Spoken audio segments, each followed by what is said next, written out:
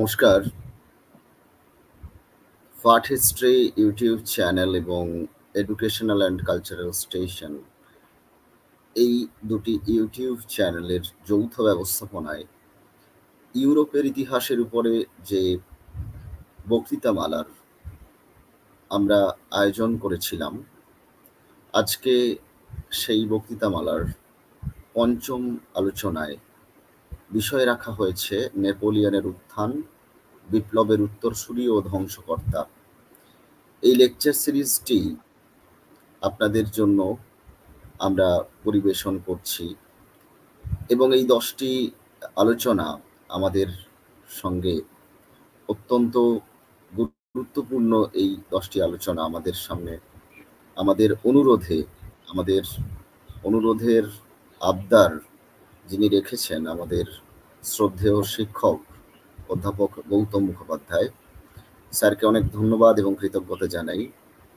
অধ্যাপক গৌতম মুখোপাধ্যায় ইতিহাসের একদম অত্যন্ত একনিষ্ঠ একজন গবেষক এবং রামকৃষ্ণ মিশন বিদ্যামন্দির কলেজের ইতিহাস বিভাগের তিনি অন্যতম অধ্যাপক।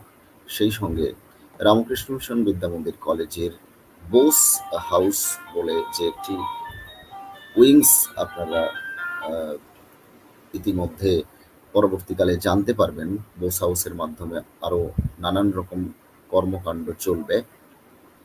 যিনি সেই কর্মকাণ্ডের নেতৃত্ব দিচ্ছেন এবং যার সুদক্ষ পরিচালনায় বোস হাউস সেজে উঠছে, তিনি হচ্ছেন অধ্যাপক গৌতম মুখোপাধ্যায়।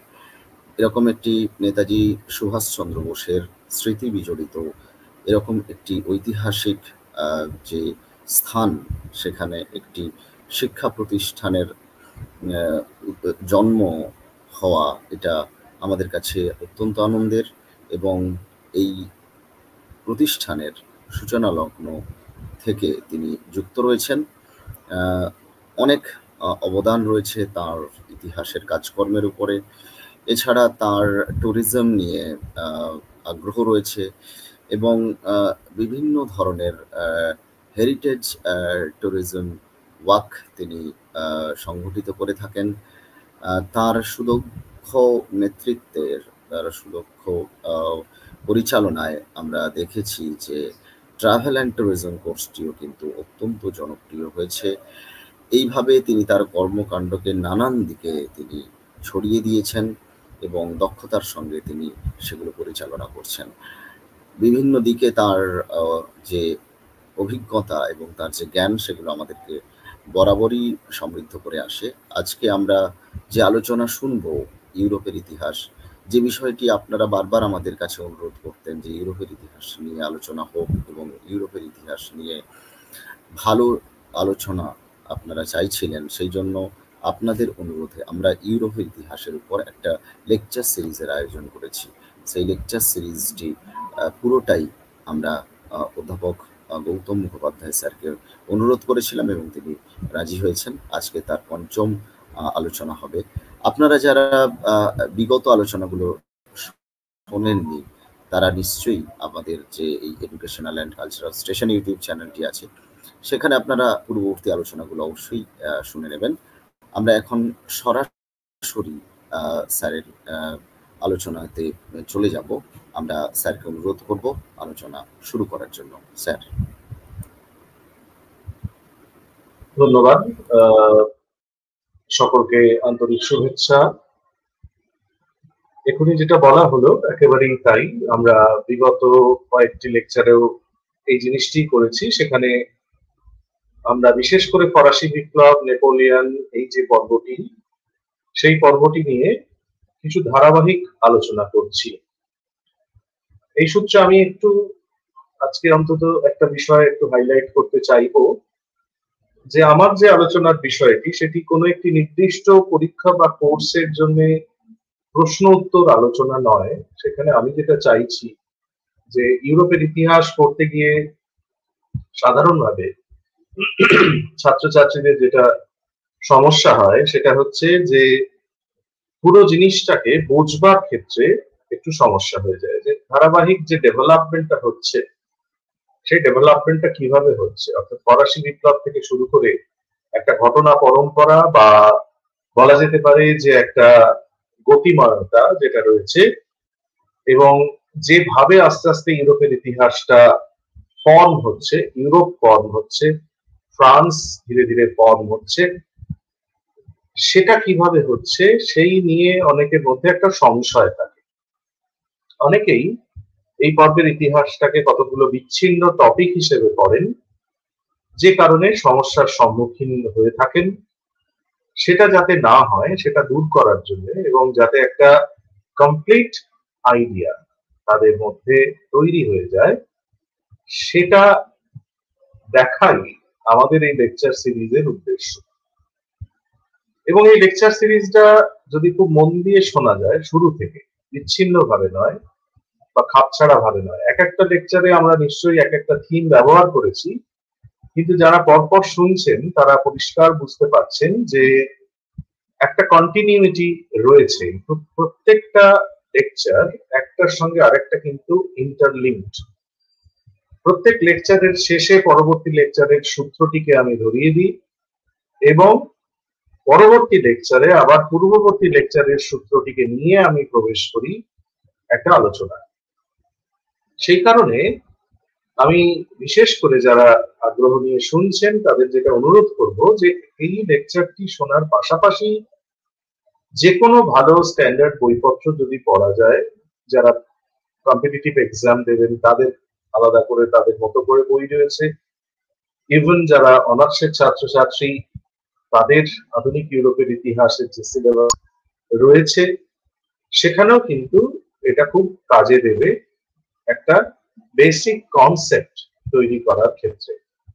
সেইটা কিন্তু আমি আজকের শুরুতেই আরেকবার ভালো করে ক্লিয়ার করে দিলাম। আমাদের উদ্দেশ্য এই কনসেপ্টটাকে ভালো করে ক্লিয়ার করা। ইউরোপের ইতিহাস অনেক সময় ছাত্রছাত্রীদের মধ্যে একটা ভীতির উদ্রেক করে, সেই ভীতিটা যাতে না থাকে সেটাই আমাদের এই লেকচার সিরিজের উদ্দেশ্য। ভারতের ইতিহাস সম্পর্কে আমাদের ছোট থেকে একটা ধারণা গড়ে ওঠে, ইউরোপ সম্পর্কে গড়ে ওঠে না। সেই গড়ে তোলার কাজটাই আমরা এই কয়েকটা লেকচারের মধ্যে দিয়ে করছি, এবং বিশেষ করে এডুকেশনাল কালচারাল স্টেশন তারা উদ্যোগ নিয়েছেন, তার সঙ্গে সঙ্গে আমার যে ইউটিউব চ্যানেল তাদের একটা কোলাবোরেশন, সেই কোলাবোরেশনের ফলে এই ধরনের একটা উদ্যোগ আমরা নিয়েছি। তো এই যে লেকচার সিরিজটা চলছে তার গত সপ্তাহ পর্যন্ত আমরা যে আলোচনা করেছি, সেখানে সন্ত্রাসের শাসন যেটা ফ্রান্সে হচ্ছে ফরাসি বিপ্লবের একটা পর্যায়ে এসে, বিশেষ করে 1793-94 আমরা গত সপ্তাহে আলোচনা করেছি, ঠিক সংবিধান রচনার কাজ শেষ হলো 1791 থেকে শুরু করে 1794 সন্ত্রাসের শাসনের শেষ। প্রধানত আমাদের আলোচ্য বিষয় ছিল সন্ত্রাসের শাসন, যেটা 1793-94 তার চূড়ান্ত পর্ব, রোবস্পিয়ার, তার উত্থান এবং বিভিন্ন ধরনের সন্ত্রাসমূলক কার্যাবলী, এবং শেষ পর্যন্ত সন্ত্রাসের অবসান বা যেটা লোহিত সন্ত্রাস বা লাল সন্ত্রাস, তার অবসান রোবস্পিয়ারের গিলোটিনে যাওয়া। এখন এটা তো এরকম নয় যে রোবস্পিয়ার গিলোটিনে গেলেন এবং রাতারাতি নেপোলিয়ন বোনাপার্টের উত্থান ঘটলো। এই জায়গাটাই আমি ধরবার চেষ্টা করছি, এবং আপনারা যারা ইতিমধ্যেই লেকচার সিরিজের প্ল্যানিংটা দেখেছেন বা টাইটেল গুলো লক্ষ্য করেছেন, তারা দেখবেন যে এরপরে নেপোলিয়নের ওপরে বেশ কয়েকটি আলোচনা রয়েছে, সিরিজ রয়েছে। আমি যখন সংবিধান সভা পড়াচ্ছিলাম সেই সময়ও কিন্তু নেপোলিয়ন বোনাপার্টের কথা মাঝে মাঝে এসেছে, এবং একটা খুব ফান্ডামেন্টাল কোয়েশ্চেন নেপোলিয়নকে কেন্দ্র করে আবর্তিত হয় যে তিনি বিপ্লবকে কতটা অনুসরণ করেছিলেন নাকি আদৌ করেননি, বা তিনি বিপ্লবকে ধ্বংস করেছিলেন। এখন প্রশ্ন হচ্ছে, এই যে বিপ্লবকে অনুসরণ করার কথা আমরা বলি বা বিপ্লবকে ধ্বংস করার কথা বলি, বিপ্লবের উত্তরসূরি বা ধ্বংসকর্তা, এই যে প্রশ্নটা আসে, আমাদের ঐতিহাসিকদের নানা বিতর্কে এসেছে, অসংখ্য বিতর্ক এই নিয়ে হয়েছে।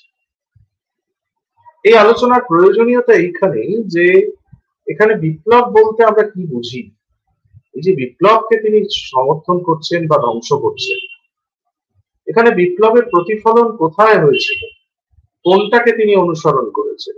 এখানে প্রধানত আমরা বলতে চাই যে বিপ্লব বলতে এই যে সংবিধান সভার পরবর্তী যে কার্যাবলী, যেখানে তথাকথিত আদর্শগুলো রিফ্লেক্টেড হয়েছিল, নেপোলিয়ন সেটাকে কতটা ফলো করেছিলেন, কতটা করেননি, এইটা আমাদেরকে দেখবার চেষ্টা করতে হবে। এবং আমি শুরুতেই আজকে একটি দীর্ঘ ভূমিকা আমি করছি, তার একটা পরিষ্কার খুব সুস্পষ্ট কারণ রয়েছে, যাতে কোনো বোঝবার ক্ষেত্রে ভ্রান্তি না হয়ে যায়। আজকে আমরা যেটা দেখবো সেটা প্রধানত নেপোলিয়নের উত্থান এবং তাকে কেন্দ্র করে বিতর্ক। বিতর্কটা কেন আগে আলোচনা করছি, খেয়াল করে দেখবেন অনেকে যারা পড়ান বা পড়েছেন তারা বিতর্ক শেষে আলোচনা করেন, অর্থাৎ একটা বিষয়কে পড়া হয়ে গেল তারপর বিতর্কটা আলোচনা করেন, এটাই হচ্ছে একটা স্বাভাবিক পন্থা।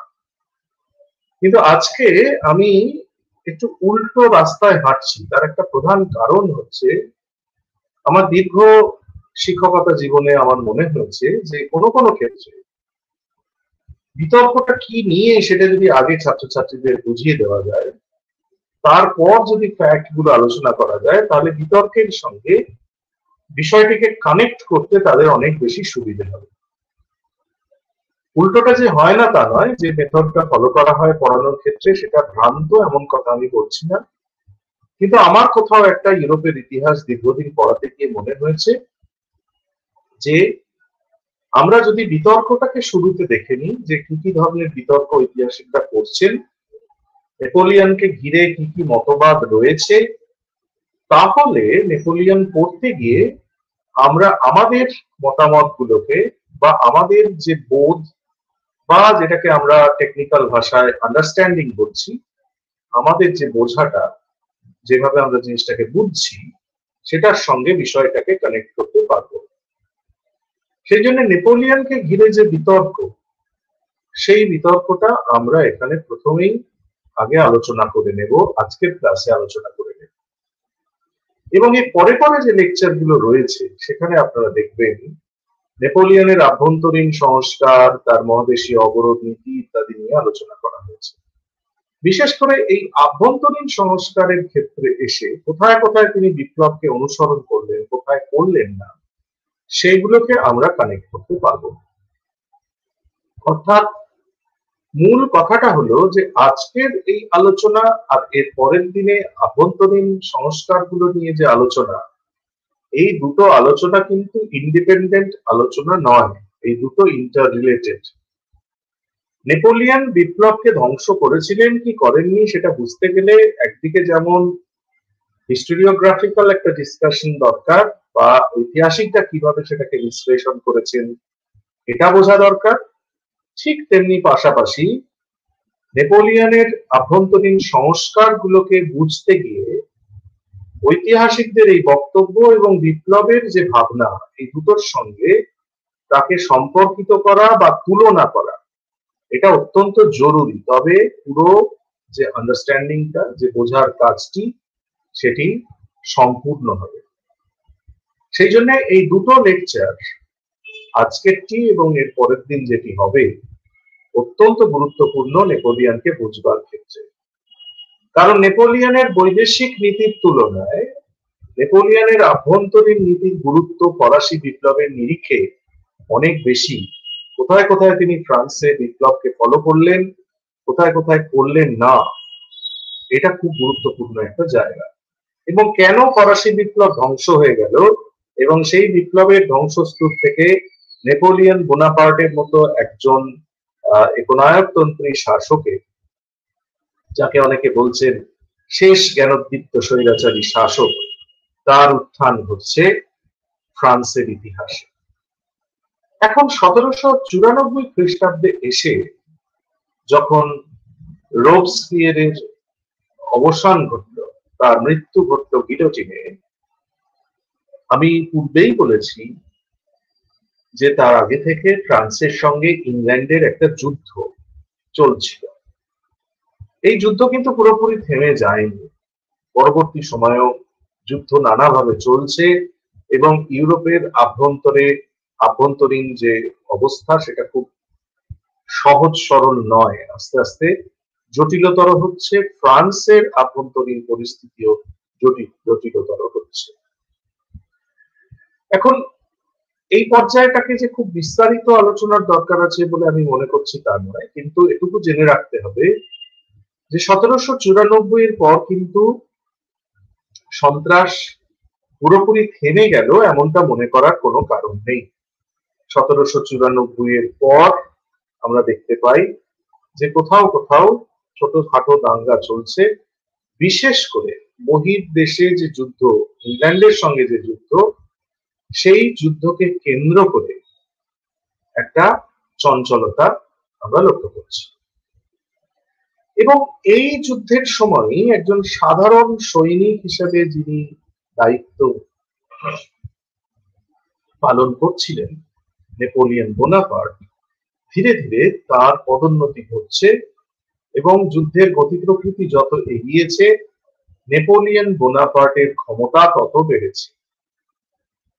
এইভাবে আস্তে আস্তে নেপোলিয়ন বোনাপার্ট এমন একজন ক্ষমতাশালী চরিত্রে পরিণত হচ্ছেন, বিশেষ করে 1799-1800 এই সময়টায়, যখন কিনা তিনি ফ্রান্সের সম্রাট নন, তিনি কনসাল।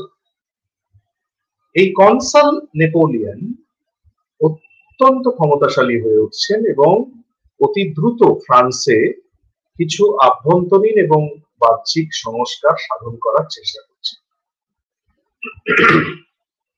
এই যে পর্বটা, বিশেষ করে 1804-5 অব্দি যদি নেপোলিয়নের শাসনকালের একটা পর্ব ধরি, মোটামুটি 1799 থেকে 1804-5, তার পরবর্তী পর্বটা হচ্ছে 1806 থেকে, যে সময় থেকে নেপোলিয়ন বৈদেশিক ঝামেলায় আরো বেশি করে জড়িয়ে পড়ছেন এবং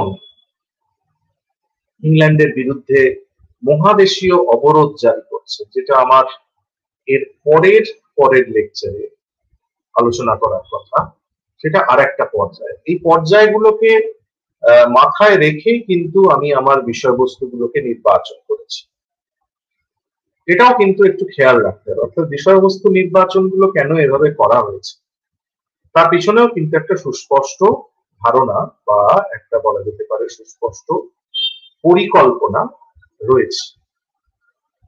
সুতরাং এই যে অংশটায় আমরা এই মুহূর্তে রয়েছি, অর্থাৎ নেপোলিয়ন বোনাপার্টের একটা কি বলবো উত্থানের সময়কাল এবং উত্থানের পরে তার যে সংস্কার, সেই যে সময়কাল, সেই সময়কালটা আমাদের কাছে অনেক বেশি গুরুত্বপূর্ণ। অর্থাৎ আজকের যে বিতর্কটাকে আমি দেখব, সেই বিতর্কটা কিন্তু 1804 পর্যন্ত তার যে ঘটনাক্রম বা তার যে কার্যাবলী, সেটাকে কেন্দ্র করে হচ্ছে এবং আভ্যন্তরীণ সংস্কারও, যেটা আমি আগামী সপ্তাহে আলোচনা করব, সেটাও 1804 পর্যন্ত তার যে সংস্কার বা কার্যাবলী, সেটাকে কেন্দ্র করে হচ্ছে। সুতরাং সেদিক থেকে দেখতে গেলে নেপোলিয়ন বোনাপার্টের উত্থানের সঙ্গে সঙ্গে প্রায় সমসাময়িক কাল থেকে তাকে নিয়ে নানা তর্ক শুরু হয়েছিল এবং এই তর্কের আরেকটা বিরাট কারণ হচ্ছে নেপোলিয়ন বোনাপার্টকে একটা সময় এসে ইউরোপের শক্তিগুলো ভয় পেতে শুরু করেছিল। কেন ভয় পাচ্ছিল? তার কারণ বিশেষ করে 1806 পরবর্তীকালে ফ্রান্সের উত্থান এবং সমগ্র ইউরোপের উপরে তার যে নিয়ন্ত্রণ। 1815 এসে যখন নেপোলিয়নের পরাজয় ঘটছে বা পতন ঘটছে, সেই সময়ে এসে এই শক্তিগুলোর একটাই লক্ষ্য, ফ্রান্সের বিরুদ্ধে শত্রুতা নয়, নেপোলিয়নের মতো কোনো একটা খুব শক্তিশালী একজন একনায়কতন্ত্রী পুরুষ শাসক, তিনি যেন ইউরোপের ইতিহাসে আর উঠে আসতে না পারেন। অর্থাৎ এখানে দেশ হিসেবে ফ্রান্স নয়, সমসাময়িক কাল থেকেই মানুষ ব্যক্তি হিসেবে নেপোলিয়নকে ভজনা করতে শুরু করছে অথবা ভয় পেতে শুরু করছে। সুতরাং এখানে ফ্রান্সের ইতিহাস নয়, যেন ইতিহাসটা নেপোলিয়নের ইতিহাস, যেখানে হয় নেপোলিয়নকে সমর্থন করা হয়েছে, তার প্রতি অনুরক্ত হয়েছে মানুষ, তার প্রতি শ্রদ্ধা আপ্লুত হয়েছে, অথবা তাকে সমালোচনা করেছে, তাকে ঘৃণা করেছে। এই যে একটা পরস্পর বিরোধী অবস্থান, এটা কিন্তু নেপোলিয়নের সমকাল থেকেই শুরু হয়ে গেছে। এবং নেপোলিয়নকে মূল্যায়ন করতে গেলে আমাদেরকে খেয়াল রাখতে হবে যে আমরা বেশ কয়েক ধরনের মূল্যায়ন দেখতে পাই, এবং সেই মূল্যায়নগুলো কিন্তু সব নিরপেক্ষ বা বলা যেতে পারে নির্মোহ বিশ্লেষণ নয়। ইতিহাসের কোনো বিশ্লেষণই নির্মোহ হতে পারে না, নিরপেক্ষ হওয়াটা খুব অস্বাভাবিক। নেপোলিয়নের ক্ষেত্রে তো নয়। তার কারণ ক্রমাগতভাবে সমকালের মানুষ নেপোলিয়ন সম্পর্কে পক্ষে বিপক্ষে আলোচনা করেছে, এবং বিশেষ করে 1815 খ্রিস্টাব্দে আন্তর্জাতিক স্তরে কিছু কিছু মানুষ কঠোরভাবে নেপোলিয়নকে সমালোচনা করতে শুরু করেছে। কিন্তু নেপোলিয়নকে যারা সমর্থন করেছে তার পিছনেও কিন্তু একটা কারণ আছে।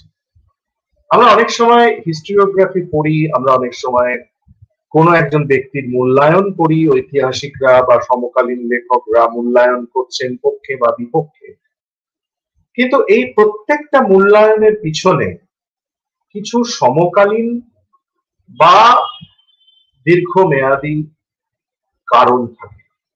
এমনি এমনি কেউ নেপোলিয়নকে ভজনা করেন না, এমনি এমনি কেউ নেপোলিয়নকে নিন্দা করেন না। নেপোলিয়ন ভজনা বা নেপোলিয়নকে নিন্দা করার এই যে প্রবণতা, এটাকেও কিন্তু আমাদেরকে একটু অন্যভাবে বুঝতে হবে। আমি জানি না যে যারা নেপোলিয়ন নিয়ে পড়াশোনা করেছেন আপনাদের মধ্যেও যারা রয়েছেন তারা এই দিকটাকে ভেবে দেখেছেন কিনা।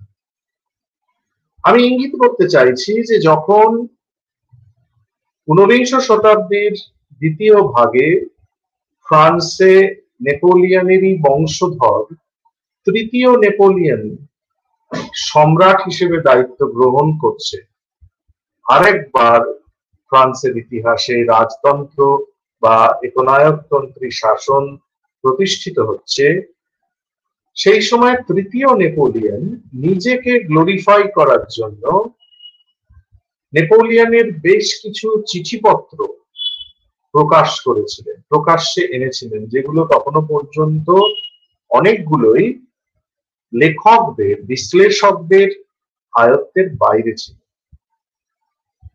সেখানে একটা খুব গুরুত্বপূর্ণ মজার ব্যাপার আমরা লক্ষ্য করি, এমন কিছু চিঠিপত্র সেই সময় বাইরে আনা হয়েছিল যেগুলো পড়লে নেপোলিয়নের গ্লোরি, তার যে গৌরব, সেটা বাড়বে। অর্থাৎ নেপোলিয়ন বোনাপার্টকে গ্লোরিফাই করার, গৌরবান্বিত করার চেষ্টা করেছিলেন তারই বংশধর তৃতীয় নেপোলিয়ন। উদ্দেশ্য কি ছিল? উদ্দেশ্য তার পূর্বপুরুষের গৌরব যদি বৃদ্ধি পায়, তার নিজেরও গৌরব বৃদ্ধি পাবে, সেটাই প্রধান উদ্দেশ্য, আর কোনো উদ্দেশ্য নয়। সেই বিষয়টাকে যদি আমরা মাথায় রাখি, তাহলে পরিষ্কার এটা আমরা সিদ্ধান্ত নিয়ে নিতে পারি যে তৃতীয় নেপোলিয়নের সময়ে প্রকাশিত নেপোলিয়ন বোনাপার্টের চিঠিপত্রের উপর ভিত্তি করে যারা নেপোলিয়নকে বিশ্লেষণ করেছেন বা বুঝবার চেষ্টা করেছেন, নেপোলিয়নের আভ্যন্তরীণ ভাবনাগুলোকে ধরবার চেষ্টা করেছেন, তারা কিন্তু এই জায়গাটায় ভুল করেছে। কারণ এমন চিঠিগুলোকে প্রকাশ করা হয়েছিল, আই রিপিট, যে চিঠিগুলো পড়লে নেপোলিয়ন সম্পর্কে একটা পজিটিভ ইম্প্যাক্ট পড়বে, একটা ইতিবাচক প্রভাব আমরা লক্ষ্য করতে পারবো। তার মানে এখানে খুব সচেতন ভাবে নেপোলিয়ন বোনাপার্টের যে নেতিবাচক দিকগুলোকে চাপা দিয়ে দেওয়া হয়েছে। আমরা নেপোলিয়ন পাঠে ঢুকবার আগে এই বিষয়টা আমাদেরকে জেনে রাখতে হবে। এবং এর পাশাপাশি নেপোলিয়ন বোনাপার্ট স্বয়ং তার নিজের সম্পর্কে বেশ কিছু কনফিউশন তৈরি করেছে। আমরা যখন নেপোলিয়নকে বিশ্লেষণ করছি, কিসের উপর ভিত্তি করে বিশ্লেষণ করছি? তার আদর্শকে যে নির্মাণ করছি ঐতিহাসিকভাবে, কিসের উপর ভিত্তি করে নির্মাণ করছি? What are the sources of history in this context?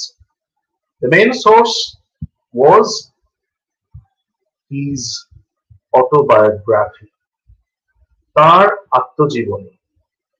তাহলে একদিকে নেপোলিয়নের নিজস্ব চিঠি, যে চিঠি থেকে, যে কোনো মানুষের চিঠি থেকে সেই ব্যক্তি মানুষটি বেরিয়ে আসে, কিন্তু সেই চিঠিগুলো যদি নির্বাচিত চিঠি হয় তাহলে সেই ব্যক্তির সম্পূর্ণ চরিত্রটাকে সেখানে উদ্ঘাটন করা যায় না, এটা একটা দিক।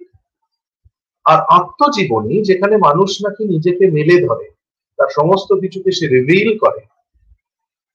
তাহলে প্রশ্ন হলো, আত্মজীবনী নিশ্চয়ই অনেক বেশি কথা বলবে।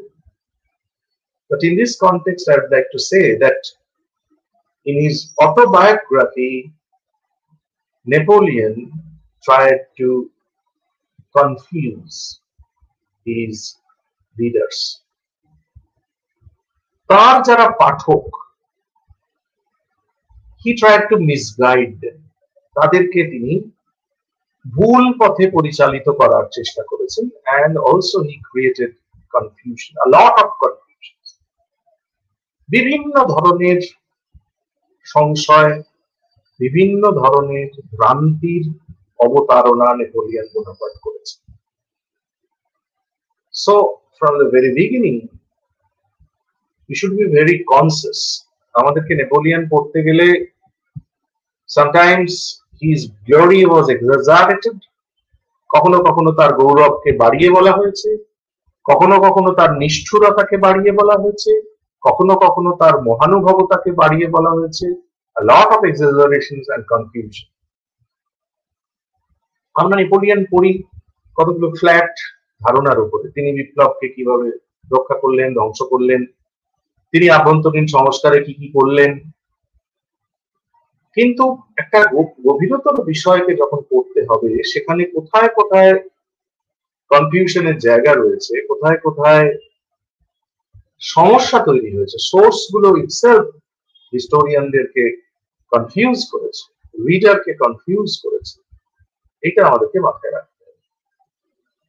এবং যেহেতু আমি সুনির্দিষ্ট কোনো পরীক্ষার দিকে লক্ষ্য রেখে এই ইতিহাস আলোচনা করছি না, আমার একটা ফান্ডামেন্টাল লক্ষ্য হচ্ছে ইউরোপের ইতিহাস, এই পর্বের ইতিহাস সম্পর্কে একটা সুস্পষ্ট বোধ তৈরি করা ছাত্রছাত্রীদের মধ্যে, তাই আমি এই দিকটাকে একটু হাইলাইট করলাম। এই ধরনের বিষয় কিন্তু কোনো পরীক্ষায় আসবে বলে আমার মনে হয় না, কিন্তু এটার দরকার রয়েছে।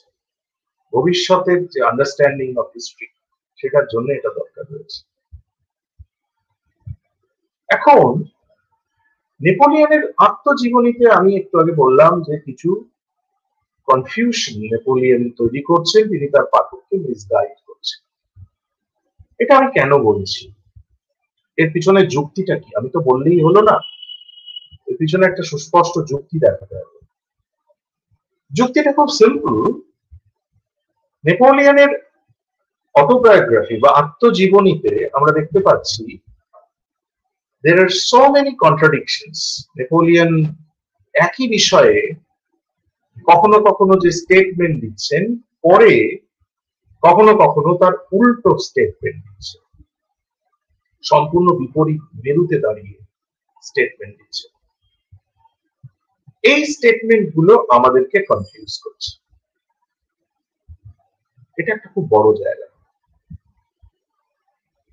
তাহলে যারা পরবর্তীকালে নেপোলিয়নকে নিয়ে পড়াশোনা করছেন, যারা কন্টেম্পোরারি নন, তারা কনফিউজ হবেন। কন্টেম্পোরারি যারা, তাদের মধ্যে কেউ কেউ নেপোলিয়নের পক্ষে ছিলেন, কেউ কেউ নেপোলিয়নের বিপক্ষে ছিলেন। যারা বিপক্ষে ছিলেন তারা অবভিয়াসলি নেপোলিয়নের নেগেটিভ দিকগুলোকে চিত্রায়িত করবেন, যারা পক্ষে ছিলেন তারা পজিটিভ দিকগুলোকে চিত্রায়িত করবেন। So what was the real fact? We don't have any idea. সেই জন্য এই পক্ষে বিপক্ষে নেপোলিয়ন কি করেছিলেন করেননি এই আলোচনায় না গিয়ে আমরা দেখতে পাই যে কোন কোন স্কলার একটু অন্যভাবে নেপোলিয়নকে দেখবার চেষ্টা করেছিলেন। আমি শুরুতেই সেটা একটু বলে নিতে চাই। বিশেষ করে জর্জ লেফেব্রে, যার কথা প্রত্যেকটা ক্লাসে আমি উচ্চারণ করে থাকি, তিনি নেপোলিয়নকে নিয়েও দুখণ্ডে বই লিখেছিলেন। তিনি পরিষ্কার বলছেন যে নেপোলিয়ন আসলে কঠোর বাস্তববাদী ছিলেন। কোন সুনির্দিষ্ট লক্ষ্য নিয়ে, অর্থাৎ বিপ্লবকে অনুসরণ করা বা না করা, এটা তিনি করেন। যখন তার মনে হয়েছিল যেখানে তিনি স্বৈরতান্ত্রিক ক্ষমতার সঙ্গে রাজনৈতিক সামাজিক সংস্কারকে মেলাতে চেয়েছিলেন, তিনি প্রাক বিপ্লব যুগের সমাজকে ধ্বংস করে বুর্জোয়া সমাজ বা রাষ্ট্র ব্যবস্থাকে গড়ে তোলার চেষ্টা করছিলেন, এবং সর্বোপরি যেটা সব থেকে গুরুত্বপূর্ণ বিষয়, সেটা হচ্ছে নিজেকে তিনি ক্ষমতার অলিন্দে চিরস্থায়ীভাবে রেখে দিতে চেয়েছেন। সুতরাং তার আদর্শটা খুব সুনির্দিষ্ট নয়, হয়তো তার লক্ষ্যটা খুব সুনির্দিষ্ট। লেফেব্রে দেখাচ্ছেন, ভেরি ইন্টারেস্টিং, যেহেতু তার লক্ষ্যটা খুব সুনির্দিষ্ট, তাই সেই লক্ষ্যে স্থির থাকার জন্য যা যা করণীয় সেটাই তিনি করেছেন, এবং সেক্ষেত্রে লক্ষ্যে টিকে থাকার জন্য যা করণীয় সেটাই তিনি করছেন। মানে সেটা করতে গিয়ে যদি কখনো কখনো বিপ্লবকে ধ্বংস করতে হয়, তিনি সেটা করেছেন। কখনো কখনো যদি বিপ্লবের আদর্শকে অনুসরণ করতে হয়, তিনি সেটা করেছেন। So for him, the revolutionary idea was not important. বিপ্লবের ধারণা তার কাছে গুরুত্বপূর্ণ নয়, বিপ্লবের আদর্শ তার কাছে গুরুত্বপূর্ণ নয়, তাকে সমর্থন করা বা ধ্বংস করা তার কাছে গুরুত্বপূর্ণ নয়। তার কাছে গুরুত্বপূর্ণ হচ্ছে তার নিজের স্বার্থ, টিকে থাকার প্রচেষ্টা। সেই টিকে থাকার প্রচেষ্টা নিতে গিয়ে তিনি যা করবার তিনি সেটাই করেছেন। So it's a very simple explanation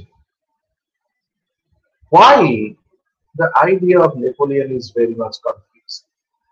আমরা বিপ্লবকে একটা প্যারামিটার করে নেপোলিয়নকে ধরতে যাই, তাই কখনো তিনি বিপ্লবকে অনুসরণ করেন, কখনো তিনি বিপ্লবকে অনুসরণ করেন না। But for Napoleon himself, the revolutionary idea was not at all a parameter, not at all a goal for him. He just tried to reach his own goal. তার নিজের যে লক্ষ্য অ্যাচিভ করতে চেয়েছিলেন, সেটা করতে গিয়ে যেটা সঠিক তিনি সেটাই করেছিলেন। And in that case, sometimes he destroyed revolution, sometimes he followed the idea of revolution. সুতরাং যদি আমরা এদিকটা মাথায় রাখি, তাহলে it's not very confusing. এটাকে মাথায় নিয়ে এই যে আমি ব্যাখ্যাগুলো দিলাম, যেখানে ব্যাখ্যাগুলোকে কনটেক্সচুয়ালাইজ করার চেষ্টা করা হয়েছে, আমরা যখন ইতিহাস পড়ব, প্রত্যেক সময়ে সেটাকে কনটেক্সচুয়ালাইজ করার একটা চেষ্টা আমাদেরকে করতে হবে। So when we trying to contextualize Napoleon Bonaparte or the historical researches on Napoleon Bonaparte, তখন আমাদেরকে এই জায়গাটাকে মাথায় রাখতে হবে। যেহেতু আগামী কয়েকটা ক্লাসে আমি নেপোলিয়ন নিয়ে আলোচনা করব, তাই এই জায়গাটাকে আমাকে ঠিক রাখতে হবে। তার মানে একজন কনসাল, যিনি যুদ্ধকালীন পরিস্থিতি থেকে ধীরে ধীরে লড়াইয়ের মধ্যে দিয়ে একটা চূড়ান্ত স্ট্রাগল, সংগ্রামের মধ্যে দিয়ে নিজেকে ধীরে ধীরে ক্ষমতার একটা উচ্চতর স্তরে প্রতিষ্ঠা করছে। And he was continuously trying to establish himself, situate himself in a hierarchical structure at the top of the state. একটা ক্রমাগত যুদ্ধ, শুধু ইংল্যান্ডের বিরুদ্ধে নয়, নিজেকে ক্ষমতায় প্রতিষ্ঠিত করার যুদ্ধ, টিকিয়ে রাখার যুদ্ধ। এখানে তো বিপ্লব তার লক্ষ্য নয়, লক্ষ্য তিনি নিজে। তার ক্ষমতায় এটা যদি করতে হয় তাহলে যেটা যখন সঠিক বলে মনে হয়েছে তিনি করছেন। সেই কারণেই কখনো কখনো সমসাময়িকদের তিনি সন্তুষ্ট করতে পেরেছেন, কখনো পারেননি। It's very simple. তাদেরকে সন্তুষ্ট করা বা না করা তার লক্ষ্য নয়। ইট ডিডন্ট বদার, তাদেরকে নিয়ে তার মাথা ব্যথাই নেই। এইবার দেখি আমরা যে অসংখ্য লেখক সমকাল থেকে শুরু করে আজ পর্যন্ত, খুব সংক্ষেপে আমরা একটু দেখে নেব আজকে যে তারা কিভাবে নেপোলিয়নকে বিশ্লেষণ করবার চেষ্টা করছে। নেপোলিয়ন নিজের যে লেখা, আমি যেটা তার অটোবায়োগ্রাফির কথা বলছি, সেখানে তিনি কতগুলো দাবি করছেন। তিনি পরিষ্কার বলছেন যে বিপ্লবের ভয়াবহ রূপ তিনি প্রত্যক্ষ করেছেন, দার্শনিকদের রচনার সঙ্গে তিনি পরিচিত, প্রজাতন্ত্রের প্রতিও এক সময় আকৃষ্ট হয়েছিলেন, কিন্তু পরিষ্কার তিনি বলছেন যে তার লক্ষ্য সামন্ততন্ত্র থেকে দেশকে উদ্ধার করে সাম্য প্রতিষ্ঠা করা, এবং সব থেকে বড় লক্ষ্য হচ্ছে বিদেশি আক্রমণের হাত থেকে দেশকে রক্ষা করা। তিনি পরিষ্কার বলছেন যে বিপ্লবের যে আদর্শ সাম্য, যার কথা আমরা বলে থাকি যে সাম্যই হচ্ছে ফরাসি বিপ্লবের আদর্শ, এ কথা একদম ঠিক নয়। তিনি তার মতো করে বিপ্লবকে ব্যাখ্যা করছেন। তিনি বলছেন যে it was not the equality but the vanity of the middle class that produced revolution. মধ্যবিত্ত শ্রেণীর অহংকার, সেই অহংকার বিপ্লবের জন্ম দিচ্ছে, so not the idea of equality. সুতরাং নেপোলিয়নের চরিত্রের এই যে একটা অদ্ভুত দিক, সেটাই নেপোলিয়নকে একটা বৈপরীত্যের কেন্দ্রবিন্দুতে, বিতর্কের কেন্দ্রবিন্দুতে দাঁড় করিয়ে দিচ্ছে। এক্ষেত্রে আমি একটা বই এই প্রসঙ্গে একটু রেফার করে রাখি, যারা আগ্রহী পাঠক তারা পড়তে পারেন। পিটার গেইল একটা বই লিখছেন, সেই বইটার নাম হচ্ছে নেপোলিয়ন ফর অ্যান্ড এগেনস্ট। সেখানে নেপোলিয়নের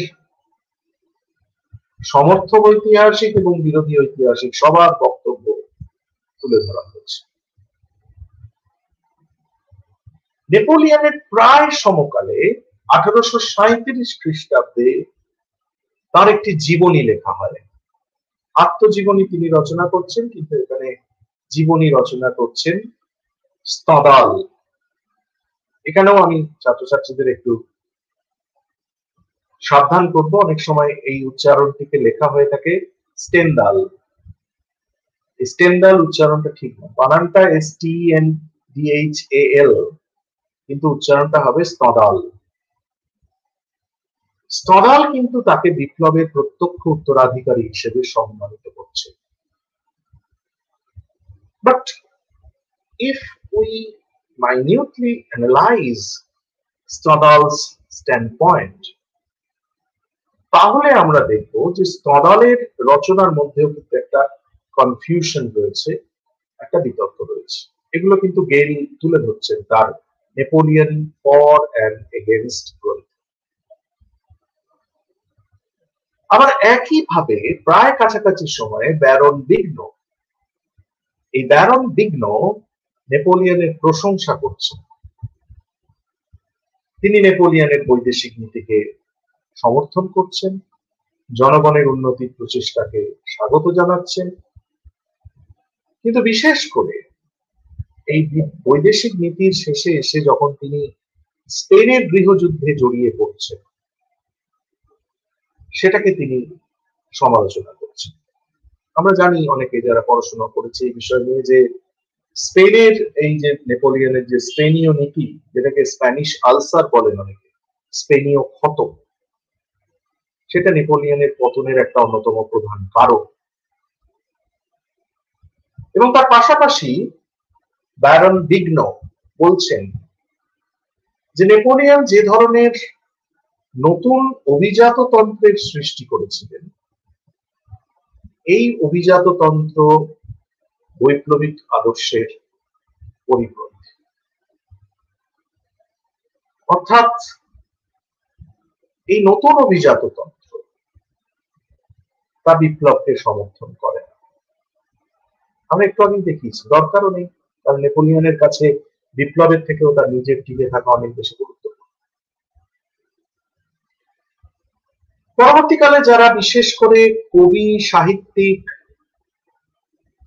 তারা অনেকেই নেপোলিয়নকে বিপ্লবী ঐতিহ্যের অন্তর্ভুক্ত রোমান্টিক নায়ক হিসেবে চিহ্নিত করেছেন। যেমন আমরা জানি অনেকেই ভিক্টর হুগো, লামার্কিন, মুসে, বালজাক, তারা অনেকেই, এবং বিশেষ করে নেপোলিয়নকে কিংবদন্তির পর্যায়ে তুলে এনেছেন একজন সমকালীন একটু পরেকার রাষ্ট্রনেতা এবং ঐতিহাসিক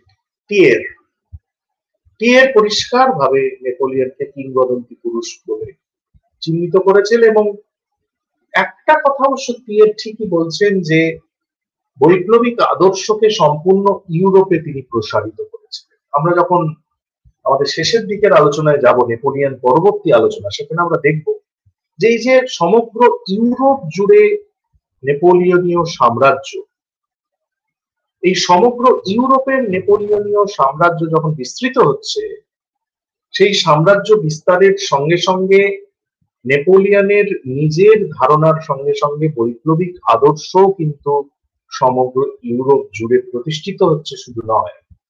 A fundamental thing was a political unity, which brought a sense of unity. বিভিন্ন জাতি রাষ্ট্রগুলোকে কেন্দ্র করে একটা জাতিগত ধারণা তৈরি হচ্ছে এই পলিটিক্যাল ইউনিফিকেশনের মধ্যে, and it was a great contribution of Napoleon Bonaparte. এটা কিভাবে হয়েছিল আমরা পরে দেখব, অর্থাৎ আমরা কোন দিকে এগোবো সেই দিকটাই আমি আসলে চিহ্নিত করতে চাইছি। অর্থাৎ এইভাবেই ঐতিহাসিক টিয়ের বলছেন যে নেপোলিয়ন বিপ্লবকে সমগ্র ইউরোপে প্রসারিত করে দিচ্ছে। যদিও টিয়ের নেপোলিয়নকে সমালোচনা করছেন এই বলে যে একজন উচ্চাকাঙ্ক্ষা সম্পন্ন ব্যক্তি, যিনি নিজের খ্যাতির বাইরে আর কিছুই ভাবেননি, যার ফলে তিনি পুরো পরিস্থিতিটাকে একটা সংশয়ের মধ্যে ঠেলে দিয়েছেন। একটা গৌরব লিপ্সা, একটা আকাঙ্ক্ষা, যে আকাঙ্ক্ষা তাকে শেষ করে দিয়েছে। ম্যাসন বলে একজন প্রখ্যাত লেখক, তিনি পরিষ্কার বলছেন যে সামরিক গৌরব এবং রাষ্ট্র ক্ষমতার প্রতীক, মুক্তিদাতা, বিপ্লবের সন্তান, কিন্তু তার মৃত্যুর সঙ্গে সঙ্গে জনগণের স্বাধীনতা চলে যাচ্ছে, আবার পুরাতন তন্ত্র ফিরে আসছে। তাই তাদের কাছে নেপোলিয়ন বিপ্লবী নায়ক। কিন্তু কতটা? নেপোলিয়নকে যারা সমর্থন করছেন তাদের মধ্যে সোরেল একটা খুব সুন্দর কথা বলছে যে নেপোলিয়নের যে উত্থান, নেপোলিয়নের যে সৃষ্টি, সেই সৃষ্টিটাই ঘটছে বিপ্লব থেকে। সোরেল বলছেন যে তিনি বিপ্লব থেকেই জাত এবং বিপ্লবের সঙ্গে একাত্ম।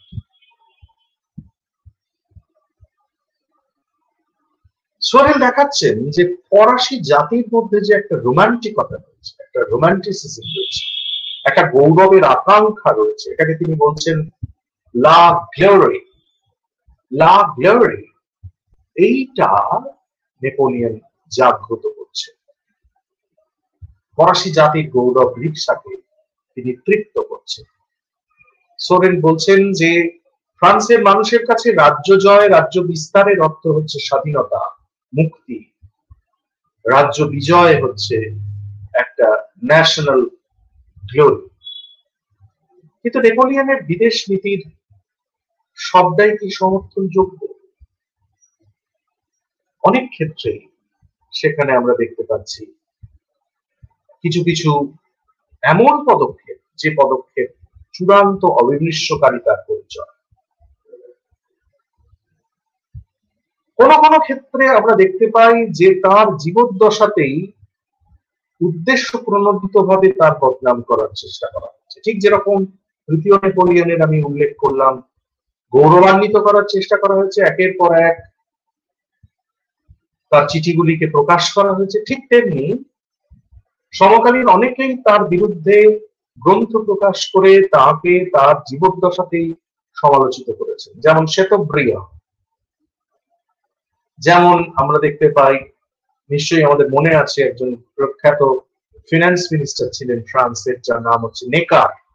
সেই নেকারের কন্যা Madame de Stael, Madame de Stael, তিনি নেপোলিয়নকে ঘৃণার চোখে দেখেছেন, সমালোচনা করেছেন। এইভাবেই আমরা দেখতে পাই নেপোলিয়নের সম্পর্কে আলোচনা এগিয়েছে। এইভাবেই নেপোলিয়ন সম্পর্কে যে চিত্রকল্প, সেগুলোকে নস্যাৎ করে দেওয়া হয়েছে। অনেকটা পরে, অবশ্যই 19th সেঞ্চুরিতেই আমরা রয়েছি, জুলস বার্নি বলে একজন প্রখ্যাত ঐতিহাসিক, তিনি কঠোরভাবে নেপোলিয়নকে সমালোচনা করছেন। তিনি বলছেন যে বিপ্লবের যে নীতি, সেটাকে তিনি ধ্বংস করেছিলেন, তিনি বাধা স্বরূপ ছিলেন, এবং নির্বাচন নীতি পরিত্যক্ত হয়েছিল। যদিও সেই নির্বাচনে সকল নাগরিকের অধিকার ছিল না, আমরা জানি অ্যাক্টিভ সিটিজেন্সরাই শুধু সুযোগ পেত, কিন্তু তবুও সেটা এক ধরনের অধিকার, সেই অধিকারের অবসান ঘটানো হয়েছে। স্থানীয় শাসনে, প্রতিনিধিত্বমূলক শাসনের যে অবকাশ ফরাসি বিপ্লব তৈরি করেছিল, নেপোলিয়ন সেটাকে ধ্বংস করেছিল। প্রিফেক্টদের নিয়োগ করছেন স্থানীয় শাসনের ক্ষেত্রে, যেটা পূর্ব রাজতন্ত্রের শাসন যে প্রচেষ্টা বা প্রকল্প, তার কাছাকাছি একই পূর্ব শাসনতন্ত্রের এই পুনঃপ্রবর্তন বলা যেতে পারে। এবং আমরা দেখতে পাচ্ছি যে 1867 খ্রিস্টাব্দে পিয়ের লাফ্রে বলে একজন ঐতিহাসিক হিস্টোরি দে নেপোলিয়ন বলে একটা গ্রন্থ লিখছেন, হিস্টোরি দে নেপোলিয়ন। সেখানে নেপোলিয়নকে একইভাবে সমালোচনা করছে, যে নেপোলিয়ন মানেই হচ্ছে স্বার্থ, উচ্চাকাঙ্ক্ষা, ক্ষমতার লোভ এবং বিপ্লবের ধ্বংস। একইভাবে যখন সেকেন্ড এম্পায়ারের পতন ঘটছে, second half of 20th century, একদিকে তৃতীয় নেপোলিয়ন চেষ্টা করছেন নেপোলিয়ন বোনাপার্টকে গ্লোরিফাই করতে, আর একদিকে একদল ঐতিহাসিক পরিষ্কার ভাবে নেপোলিয়নকে চিহ্নিত করছেন স্বার্থান্বেষী ব্যক্তি হিসেবে। আরেকজনের নাম আমরা করতে পারি জুলস মিশলে, অলার্ডের সঙ্গে আমরা আগেও করছি। এরা প্রত্যেকে বলছেন নেপোলিয়ন বিপ্লবের গতিরোধ করেছিলেন। অনেক পরবর্তীকালে, আমি মাঝখানে একেবারে 20th সেঞ্চুরির ফার্স্ট হাফে জর্জ লেফেভ্রের কথা বলেছি, আরেকটু পরের দিকে দুজন ঐতিহাসিকের উল্লেখ আমি এখানে করব, করে আমার আলোচনার ইতি টানবো। একজন হচ্ছেন প্রখ্যাত ঐতিহাসিক ফ্রাঁসোয়া ফিউরে। আবারও সতর্ক করব, এখানে ফ্রাঁসোয়া, FRANCOIS, অনেকে উচ্চারণ করে হুবহু ফ্রাঁসোইস, একেবারেই তা নয়, ফ্রাঁসোয়া ফিউরে, FURET, টি এর উচ্চারণ কিন্তু হবে না, Francois Furet and Jean Tuller, Jean Tuller, তারা ব্যাখ্যা করছেন এমন ভাবে যে একদিকে নেপোলিয়ন, ফিউরে বলছেন যে নেপোলিয়ন প্রাক বিপ্লব যুগের সুবিধাভোগী অভিজাততন্ত্র এবং চার্চকে ধ্বংস করেছিলেন। তিনি কিভাবে চার্চকে ধ্বংস করেছিলেন পরের লেকচারে আমি আলোচনা করব। জোর করে পোপের সঙ্গে তিনি 1801 খ্রিস্টাব্দে একটি চুক্তি করেছিলেন। And it was an outcome of a long conflict between the church and the state, which was started in the medieval period, which is called the investiture controversy, যেটা আমরা পরের দিন দেখব। এবং এইভাবে এমন একটা গণতন্ত্র তিনি গড়ে তুলতে চাইছেন যেখানে প্রতিষ্ঠান হিসেবে রাজতন্ত্রের বিরুদ্ধে অভিজাততন্ত্র বা চার্চ কোনো প্রতিষ্ঠান যেন দাঁড়িয়ে থাকতে না পারে, অর্থাৎ একটা গণতন্ত্র গড়তে দেওয়ার চেষ্টা। অথচ ফুরে দেখাচ্ছেন যে বিপ্লবের যুগে যে সামাজিক সাম্যতা তৈরি হচ্ছে সেটাকে তিনি আঘাত করতে চাইছেন না। ফিউরে তাকে তুলনা করছেন লুই দ্য 14th এর সঙ্গে, যে লুই দ্য 14th এর মতো একজন শাসক যদি একটা সোকল ডেমোক্রেটিক স্টেটের শাসক হতেন তাহলে ঠিক যেমন পরিস্থিতি হতো ঠিক তেমন। এবং তুলার তিনি বলছেন যে নেপোলিয়নের প্রধান দুর্বলতা হলো ফ্রান্সের মানুষের সমর্থন তিনি হারিয়ে ফেলেন। প্রথম দিকে তাকে কেন্দ্র করে যে উদ্দীপনা আমরা দেখি, পরের দিকে সেটা ছিল না, যার ফলে নেপোলিয়নের যখন পতন ঘটছে আন্তর্জাতিক স্তরে, যখন ফ্রান্সকে কোণঠাসা করা হতে পারে এমন একটা সম্ভাবনা দেখা দিচ্ছে, খেয়াল রাখতে হবে ফ্রান্সেরই প্রতিনিধিরা সেই সম্মেলনে অংশগ্রহণ করছেন। And that was a fundamental difference between the Treaty of Versailles after the First World War and the Vienna Conference after the defeat of Napoleon in 1815. 1815 দাঁড়িয়ে পরাজিত শক্তি ফ্রান্সকে কিন্তু সাদরে বরণ করা হচ্ছে, প্রতিনিধিত্ব করতে দেওয়া হচ্ছে নতুন ইউরোপকে গড়বার সময়। তাই ফ্রান্সের একদল মানুষও কিন্তু নেপোলিয়নের দেশ থেকে আসছেন নেপোলিয়ন পরবর্তী ইউরোপের পুনর্গঠনে হাত মেলাতে। কিন্তু প্রথম বিশ্বযুদ্ধের পর ভার্সাই চুক্তির সময় কিন্তু পরাজিত জার্মানিকে অ্যালাউ করা হয়নি। সুতরাং এই যে বিরোধিতা, ইউরোপের সমর্থন এবং ফ্রান্সের আভ্যন্তরীণ সমর্থন দুটোই নেপোলিয়ন হারিয়েছিলেন। অর্থাৎ বাস্তবে যা তুলার বলছেন, নেপোলিয়নকে ফ্রান্সের মানুষ, ইউরোপের মানুষ সমর্থন করেন। নেপোলিয়ন সম্পর্কে যাবতীয় মিথ তৈরি হচ্ছে প্রথম নেপোলিয়নের নিজের দ্বারা, তিনি যখন সেন্ট হেলেনাতে বন্দী অবস্থায় আত্মজীবনী লিখছেন, এবং পরবর্তীকালের লেখকদের দ্বারা। যে নেপোলিয়নকে আমরা পাঠ করছি সেই নেপোলিয়ন আসলে একটা গড়ে তোলা মূর্তি, যার প্রাথমিক রেখাটি তৈরি করে দিয়েছিলেন নেপোলিয়ন নিজে, যাকে আস্তে আস্তে একটা রূপ দান করেছিল পরবর্তীকালে লেখকরা। So what was the reality?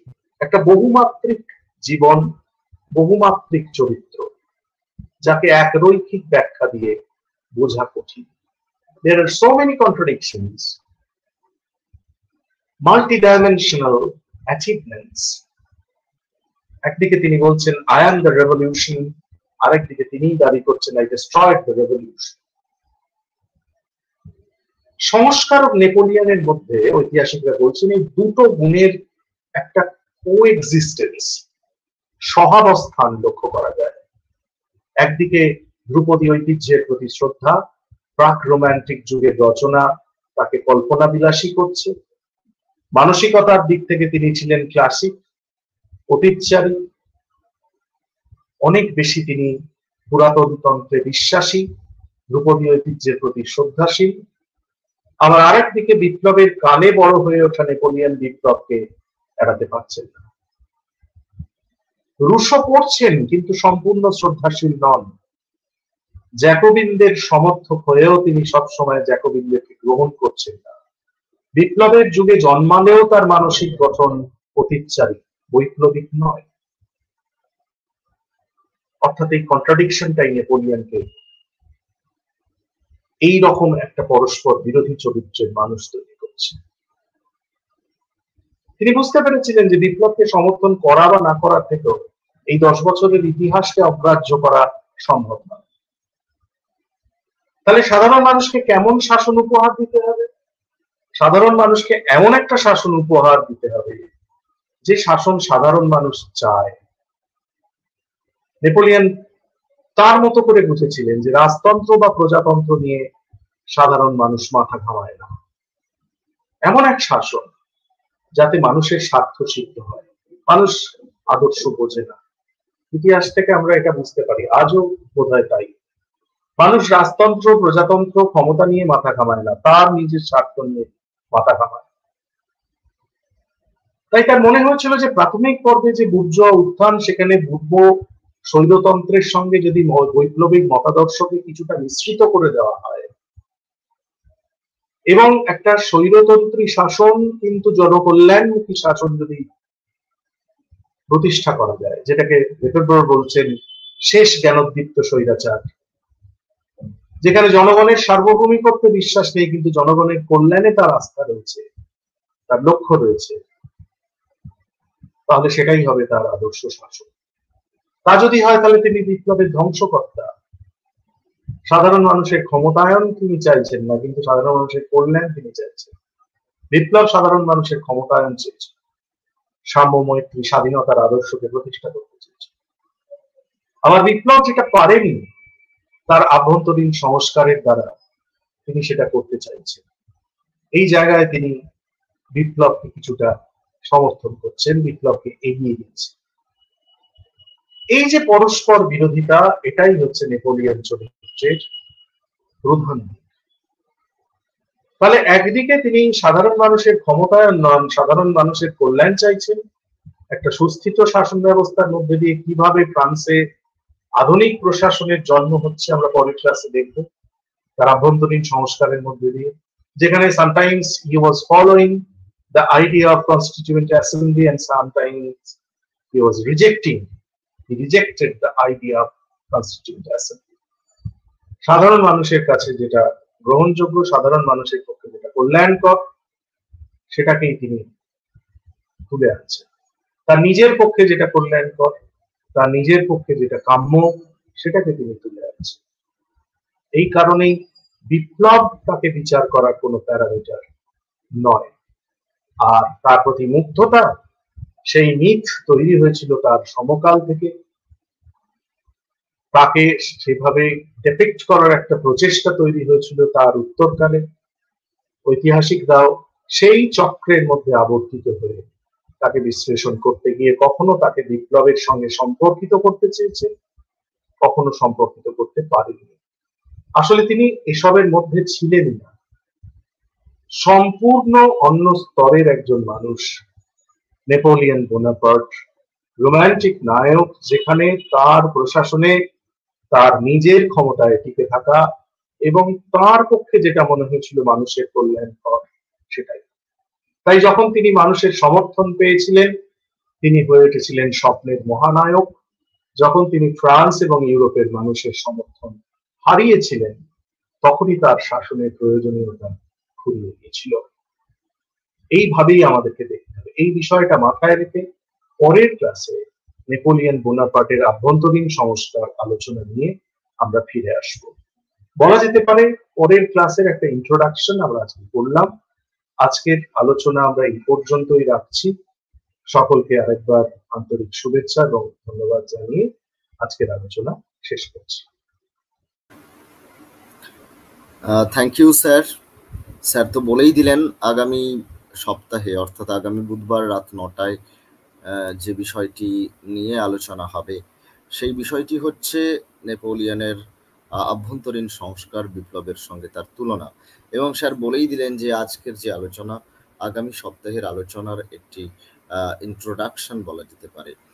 Napoleon সম্পর্কে আলোচনা তো থাকবেই, আমাদের ষষ্ঠ আলোচনা আগামী সপ্তাহে হবে, সেখানেও বিষয় হিসাবে নেপোলিয়ন থাকছে।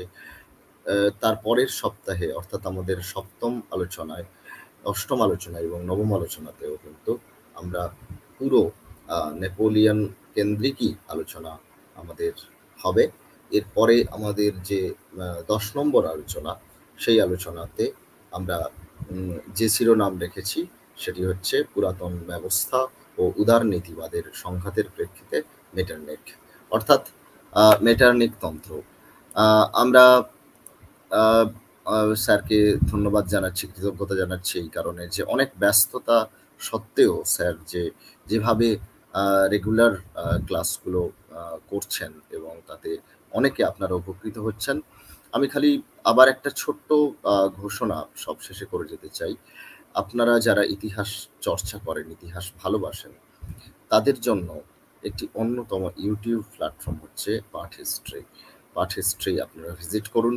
ইন্ডিয়ান হিস্ট্রি এবং ওয়ার্ল্ড হিস্ট্রি নিয়ে সেখানে নানান আলোচনা রয়েছে এবং আ অনেক আপনারা সমৃদ্ধ হবেন। আপনারা ভিজিট করুন পাঠ হিস্ট্রি। আর আপনাদের সবাইকে আমরা স্বাগত জানাচ্ছি আগামী বুধবারের আলোচনা। আগামী বুধবার ঠিক রাত ৯ টায় আমরা আবারও আলোচনায় উপস্থিত হব। সবাইকে আজকে শুভরাত্রি জানিয়ে আমরা আজকের অনুষ্ঠান এখানেই শেষ করছি। ধন্যবাদ।